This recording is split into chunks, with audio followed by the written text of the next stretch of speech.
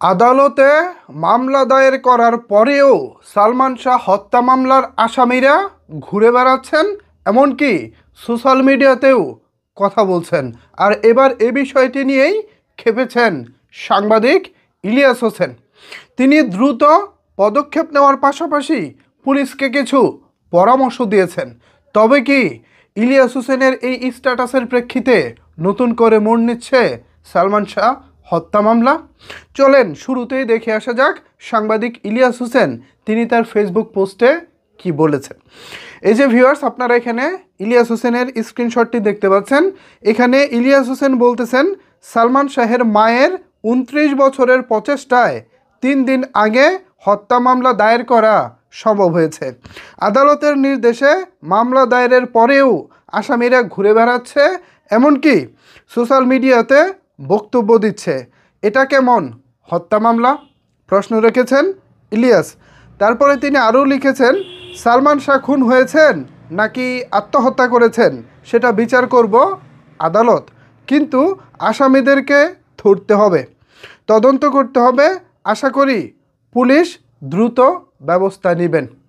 কথা কিন্তু সত্য, হত্যা মামলা হয়েছে। এখন যাদের বিরুদ্ধে মামলা হয়েছে তাদেরকে তো ধরতে হবে, তাদেরকে ধরে জিজ্ঞাসাবাদ করতে হবে। পুলিশের বা আইনশৃঙ্খলা রক্ষাকারী বাহিনীর তাদের নিজস্ব যেই পন্থা রয়েছে সেই পন্থা তারা অবলম্বন করবেন এবং সেই অনুযায়ী তারা এই মামলার তদন্ত করবেন। এখন যাদের নামে মামলা করা হয়েছে সেই আসামিরা যদি ঘুরে বেড়ায় নিজেদের মতো করে সোশ্যাল মিডিয়ায় বক্তব্য প্রদান করে, এক্ষেত্রে তো মামলার যেই গতিবিধি সেটা ভিন্ন রকম হতে পারে বা মামলা অন্যদিকেও চলে যেতে পারে। সো সেই জায়গায় তাগাদা দিয়েছেন ইলিয়াস হোসেন। আমার ব্যাপারটি ভালো লেগেছে। আশা করি যারা এই মামলার দায়িত্বে যারা রয়েছেন তারা এই বিষয়টিকে খতিয়ে দেখবেন। ইলিয়াস হোসেন ভাইকে ধন্যবাদ যে তিনি নিজেও একজন সালমান শাহকে নিজের হৃদয়ে ধারণ করেন। সালমান শাহর মায়ের যে আকুতি, সালমান শাহর মায়ের যে কষ্ট সেটা তিনি অনুভব করতে পারেন।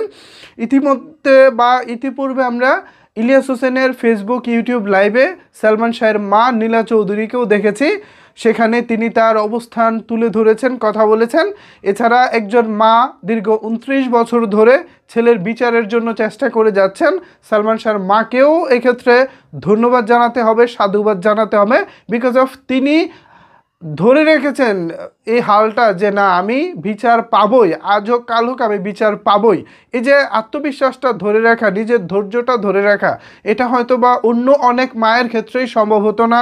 আবার অনেকেই হয়তো বা হাল ছেড়ে দিয়ে ভাবতেন যা হয়ে গেছে হয়ে গেছে, এই দুনিয়াতে বিচার পাইনি, হয়তো বা পরকালে বিচার পাবো, এরকম বলে অনেকে এটাকে ছেড়ে দিতেন। বাট নীলা চৌধুরী তিনি অনেকটাই শক্ত মনের মানুষ এবং দৃঢ়চিত্তে তিনি এখনও লড়ে যাচ্ছেন।